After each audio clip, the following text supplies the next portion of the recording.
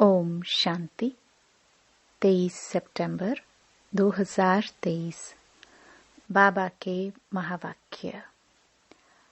मीठे बच्चे, आत्मा और परमात्मा का यथार्थ ज्ञान तुम्हारे पास है, इसलिए तुम्हें ललकार करनी है।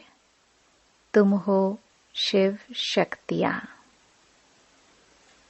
प्रश्न: सबसे ऊंची मंजिल कौन सी है जिसका ही तुम बच्चे पुरुषार्थ कर रहे हो?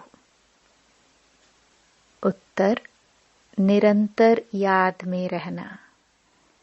यह है सबसे ऊंची मंजिल। याद से ही कर्म भोग चुकतो हो कर्मातीत अवस्था होगी।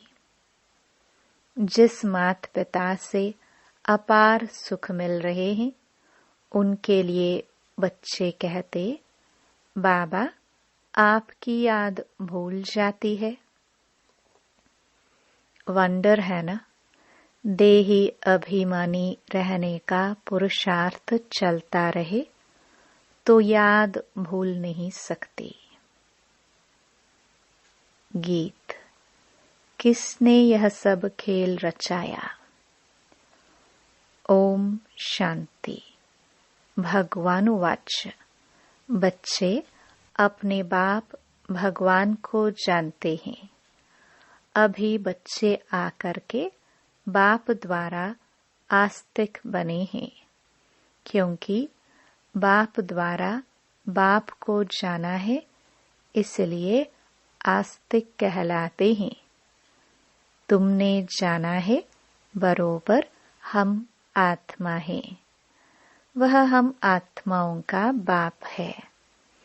भल कोई मनुष्य अपने को आत्मा समझते भी हो, परंतु परमात्मा को कोई नहीं जानते। जब बाप खुद आकर बच्चे पैदा करे और उनको अपना परिचय दे, तब जाने बाप को ही अपना परिचय देना है। वह है आत्माओं का फादर। सम्मुख आकर बतलाते हैं कि तुम आत्माएं हो, मैं तुम आत्माओं का परम पिता हूँ। तुम निश्चय करते हो, यह तो कॉमन बात है। आत्माओं का बाप जरूर है। गायन भी है, आत्मा और परमात्मा अलग रहे बहुकाल। बाप को बच्चे ही जानते हैं। बाप 5000 वर्ष बाद फिर आए हुए हैं। जब सब बच्चे नास्तिक दुखी बन जाते हैं, एक भी आस्तिक नहीं रहता है, तब बाप आते हैं। आस्तिक बनाकर फिर छिप जाते हैं। फिर कोई भी बाप को जानते नहीं। अब तुम बच्चों में यह निश्चय नंबरवार पुरुषार्थ अनुसार है। सबको पूरा निश्चय नहीं है। भल यहाँ सम्मुख बैठे हैं, जानते हैं परमपिता परमात्मा, पतित पावन बाप पतित से पावन देवता बना रहे हैं। देवताओं की तो यहाँ सिर्फ मूर्तियां हैं, खुद तो है नहीं। जो भी मनुष्य मात्र हैं, सिवाय तुम ब्राह्मणों के और कोई भी आत्मा और परमात्मा को नहीं जानते। हम सो परमात्मा कह देने से न आत्मा को न परमात्मा को जानते। तुम बच्चे जानते हो कि एक भी मनुष्य नहीं जो अपने को यथार्थ रीति आत्मा समझ और परमात्मा को अपना बाप समझे। लेकिन अब यह ललकार कौन करे? शक्तियों ने ही ललकार की थी, परंतु अभी तक वह शक्ति आई नहीं है जो तुम्हारे में आनी चाहिए। शिव शक्तियां तो मशहूर हैं, नामी ग्रामी हैं। जगदम्बा भी शक्ति है। अब कॉन्फ्रेंस में रिलीजियस हेड सब आते हैं, उन्हें भी समझाना है। बाप समझाते हैं, बच्चे तुमको तो देही अभिमानी बनना है। हम आत्मा है, परमपिता परमात्मा से वर्षा ले रहे हैं। यह निश्चय नहीं है, कोई संशय है तो ऊंच पद पा नहीं सकेंगे। अच्छे अच्छे बच्चे भी चलते चलते माया का तूफान लगने से गिर पड़ते हैं। निश्चय बुद्धि से संशय बुद्धि हो पड़ते हैं। नहीं तो बच्चे कभी भी संशय बुद्धि नहीं होते हैं कि हमारा यह बाप नहीं है। यहाँ यह वंडर है। कहते भी हैं परमपिता परमात्मा हम सब आत्माओं का बाप है। वह हमको पढ़ाते हैं, फिर भी बाप को भूल जाते हैं। रोज समझाते रहते हैं, बच्चे अपने बाप को याद करो तो तुम्हारे विकर्म विनाश होंगे। विकर्म तो जन्म जन्मांतर के सिर पर बहुत हैं। तुम जानते हो मम्मा बाबा, जिसको ब्रह्मा सरस्वती कहते हो, वह नंबर 1 में है। वह भी खुद कहते हैं इतना योग लगाते हैं, मेहनत करते हैं, तो भी अनेक जन्मों के पाप कटे नहीं है। कुछ न कुछ भोगना पड़ता है। अंत में इस भोगना से छूट कर्मातीत अवस्था को पाना है, पुरुषार्थ करना है। माया भी कम रुस्तुम नहीं है, दोनों ही सर्वशक्तिमान हैं। रावण माया ने सब मनुष्य मात्र को पतित बना दिया है। गाते भी हैं पतित पावन, तालियां बजाते रहते हैं तो जरूर पतित है ना, परंतु अपने को समझते नहीं हैं कि हम पतित हैं। यह समझाना भी जरूरी है कि अब यह पतित दुनिया है। पावन दुनिया सत्युग को कहा जाता है। पावन दुनिया में ऐसे पतित पावन को नहीं बुलाएंगे। वहां तो भारत बहुत सुखी था, एक ही धर्म था। अभी तुम जानते हो परमपिता परमात्मा ज्ञान सागर है। वह इन सब वेदों शास्त्रों आदि के राज को जानते हैं, वही पढ़ा रहे हैं। परंतु कोई कोई ऐसे हैं जो यह भी भूल जाते हैं कि हमको परमात्मा पढ़ाते हैं। बेहद का बाप हमें पढ़ाते हैं। यह नशा नहीं चढ़ता। यहाँ से बाहर घर जाने से नशा चकनाचूर हो जाता है। कोई मुश्किल है जो युक्त युक्त पुरुषार्थ करते हैं। माया बड़ी जबरदस्त है। देह अभिमान तो नंबर 1 है। बाबा ने समझाया है अपने को देही समझो। हम आत्मा हैं, इस शरीर द्वारा हम कर्म करते हैं। अपने को परमात्मा तो कभी नहीं समझना है। बाप कहते हैं मैं तुमको पतित से पावन बनाने आया हूँ। मुझे घड़ी घड़ी याद करो। परंतु बहुत अच्छे अच्छे बच्चे भी बाप को याद नहीं करते हैं और फिर सच भी नहीं बतलाते हैं। चार्ट जो लिख कर भेजते हैं उसमें भी झूठ। सच्चा चार्ट लिखते नहीं।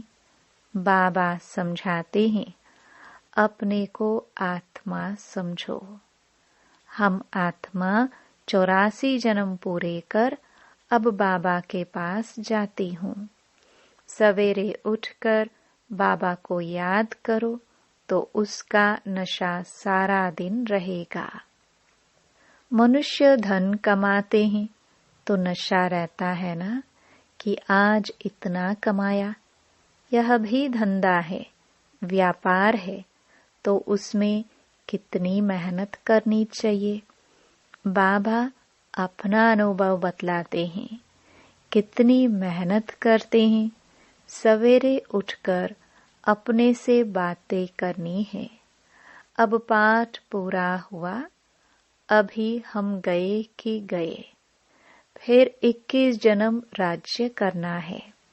कितना मीठा, कितना प्यारा वंडरफुल बाबा है। ऐसे बाप को कोई भी मनुष्य मात्र जानते नहीं है। बाप आकर बच्चों को अपने से भी ऊंच ले जाते हैं और बच्चे फिर बाप को सर्वव्यापी कह अपने से भी नीच ले गए। इसलिए बाप कहते हैं, तुम बहुत दुखी बन पड़े हो। मैं तुम बच्चों को ब्रह्मांड और विश्व दोनों का मालिक बनाता हूँ और फिर तुम बच्चे मुझ बाप को सर्वव्यापी कह देते हो। यह भी ड्रामा में खेल है। अब बाप डायरेक्शन देते हैं, ऐसे ऐसे समझाओ। लक्ष्मी नारायण आदि देवी देवताएं 100% सॉल्वेंट बुद्धि थे, अभी नहीं है। फर्क देखो कितना है। कहाँ भारत स्वर्ग था, अभी नरक है। यह ज्ञान कोई भी मनुष्य में नहीं है। तुम बच्चों में भी वह ताकत नहीं है। देह अभिमान बहुत है। देही अभिमानी को तो धारणा होनी चाहिए। बाप डायरेक्शन देते हैं, ऐसे ऐसे ललकार करो। आत्मा क्या है, परमात्मा क्या है, कोई को पता नहीं है। तुम जानते हो हम आत्मा बिंदी है। हमारा बाप परमपिता परमात्मा भी बिंदी है। वह नॉलेजफुल पतित पावन है। जन्म मरण में नहीं आते हैं। हम आत्माएं जन्म मरण में आती हैं। परमपिता परमात्मा कहते हैं, मेरा भी पाठ है। मैं आता हूँ तुम सबको सुखी बनाकर फिर निर्वाण धाम में बैठ जाता हूँ। मनुष्य बूढ़े होते हैं तो वानप्रस्थ में चले जाते हैं, परंतु अर्थ नहीं समझते। वानप्रस्थ माना वाणी से परे स्थान। वह थोड़े ही वाणी से परे बैठते हैं। अभी वानप्रस्थी तो सभी हैं। हम आत्माएं वाणी से परे रहने वाली हैं, परंतु उस स्थान को भी जानते नहीं। तुम्हारे में भी कोई कोई की बुद्धि में यह बातें हैं। देह अभिमान बहुत है। बाप को फॉलो नहीं करते हैं। माया भी बहुत प्रबल है। आत्मा और परमात्मा के संबंध को कोई भी नहीं जानते हैं। बाप के संबंध को ही नहीं जानते। तुम भी घड़ी घड़ी भूल जाते हो। बाप का बनकर बाप को पूरा याद करना चाहिए ना। कहते हैं, बाबा घड़ी घड़ी याद करना भूल जाता हूँ। अरे तुम माता पिता को याद करना भूल जाते हो। निरंतर याद करने की ही मंजिल है। जिस माता पिता से स्वर्ग का वर्षा ले रहे हो, तुम उनको भूल जाते हो। वंडर है। माता पिता तो एक ही है। बाप कहते हैं, मैं ही तुम्हारा माता पिता हूँ। यह है बड़ी गुह्य बातें। कई समझते हैं जगदम्बा माता है, परंतु नहीं, वह तो साकारी है ना। तुम मात पिता गाते हो निराकार को, यह सब बातें पहले नहीं बतलाते थे। दिन प्रतिदिन गुह्य बातें सुनाई जाती है। कोई भी बात न समझा सको तो बोलो, बाबा ने अजुन सुनाया नहीं है। बाप से पूछेंगे। दिन प्रतिदिन बहुत नई नई पॉइंट्स मिलती रहती हैं। नॉलेज तो बहुत बड़ी है, समझने वाले कोई समझे। पढ़ते पढ़ते थक जाते हैं, बाबा को लिखते हैं, मैं नहीं चल सकूंगा, तंग हो गया हूँ। तंग होकर पढ़ाई को छोड़ देते हैं। विकार में जाते हैं तो पढ़ाई छूट जाती है। यह पढ़ाई ब्रह्मचर्य की धारणा से ही होगी। अगर ब्रह्मचर्य को तोड़ा तो धारणा नहीं हो सकेगी। दूसरे को कह नहीं सकेंगे कि काम महाशत्रु है। बुद्धि का ताला ही बंद हो जाता है। मंजिल बहुत ऊंची है। सन्यासी तो गृहस्थ धर्म को छोड़ भाग जाते हैं। वो है हठयोगी सन्यासी। यह है राजयोग। बाप ही आकर राजयोग सिखलाते हैं। हठयोगी कभी राजयोग नहीं सिखला सकेंगे। यह बात पूरा समझाने का ढंग नहीं आया है। उन्हों का है हठयोग सन्यास। वह पतित को पावन बना नहीं सकते। तुम्हारा है बेहद का सन्यास। वह है हद का सन्यास। तुम्हारी बुद्धि में है कि हमारे 84 जन्म पूरे हुए, अब हम वापस जाते हैं। यह बेहद का सन्यास बुद्धि से किया जाता है। उनका है हठयोग कर्म सन्यास। तुम्हारा है राजयोग कर्म योग, जो भगवान ने सिखलाया है। अभी तुम अच्छी रीति समझा सकते हो कि वह है हठयोग और यह है राजयोग। शिव को भी कोई समझते नहीं है। जैसे आत्मा बिंदी है, वैसे शिव भी बिंदी है। बिंदी का निशान भी भ्रुकुटी में ही दिया जाता है। और कोई जगह बिंदी नहीं देंगे। भ्रुकुटी में ही बिंदी दी जाती है। आत्मा भी यहाँ ही निवास करती है।